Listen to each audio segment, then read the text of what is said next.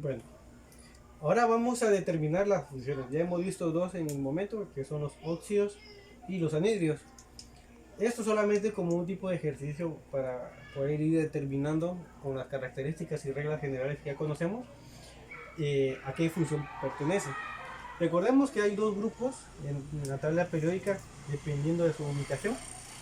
Entonces tenemos un grupo que es los metales, que es un grupo con mayor cantidad de elementos, y un pequeño grupo que son los no metales. Entonces recordemos que si hay oxígeno y tiene dos elementos, tenemos dos opciones. Uno de que sea anhidrio o otro que sea óxido. Entonces, dependiendo de qué elemento está interactuando el oxígeno, voy a determinar a qué función pertenece. Vamos a ver el primer caso.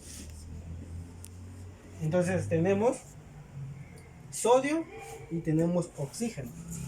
Entonces nos vamos a ver la tabla periódica y nos damos cuenta que el sodio está en el grupo de los metales. Y si tenemos oxígeno más un metal, estamos hablando de un óxido. Veamos el siguiente caso. Tenemos azufre con oxígeno.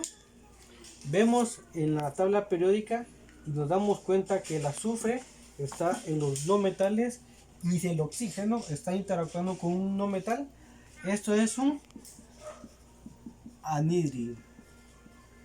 Estamos haciendo esto solamente para determinar con las reglas que ya conocemos a qué función pertenece. Veamos este siguiente caso. Tenemos nitrógeno con oxígeno. Buscamos en la tabla periódica en dónde se encuentra el nitrógeno y nos damos cuenta que está en el grupo pequeño de no metales. Entonces esto es un anhídrido.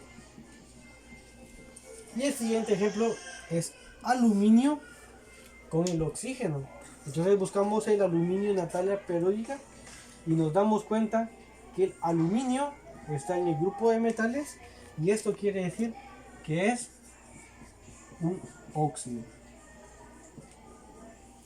Y con esto nos damos cuenta de que si nosotros determinamos a qué función pertenece, podemos nombrarlo de la mejor manera o de la manera correcta, siguiendo el sistema tradicional, que es el sistema que la UPAC utiliza para nombrar los elementos. Entonces, con eso, nosotros determinamos a qué función pertenecen estos compuestos que tienen oxígeno y solamente tienen dos elementos.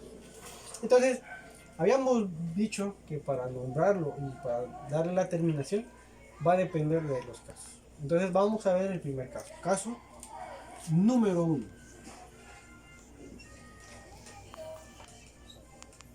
No metal con una valencia. El primer caso vamos a hacer cuando el no metal tiene una valencia, no puede interactuar con otras valencias. Entonces, la manera de nombrarlo va a ser la siguiente. Recordemos que en la fórmula primero colocamos el no metal seguido del oxígeno.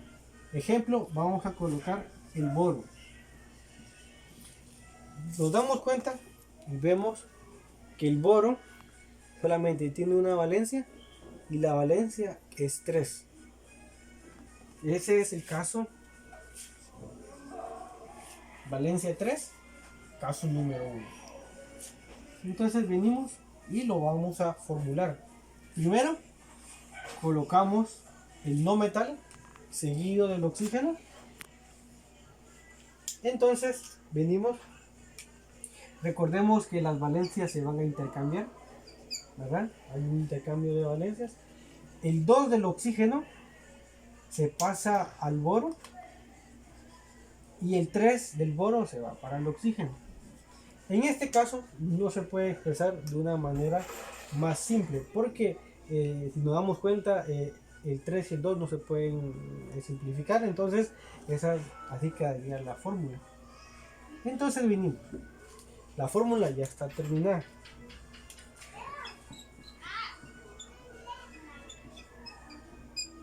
Ahora nos toca nombrarlo.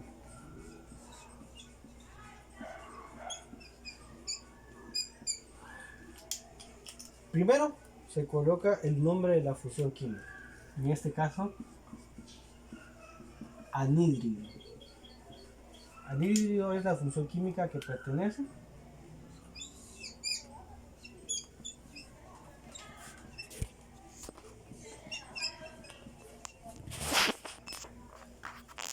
Y en el caso número 1, la terminación del no metal va a ser ico.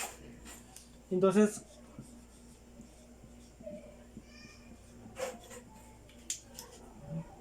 la terminación ico me está diciendo que el no metal solamente tiene una valencia. Entonces esta es la terminación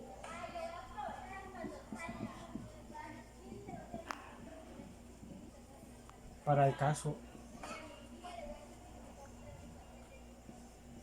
número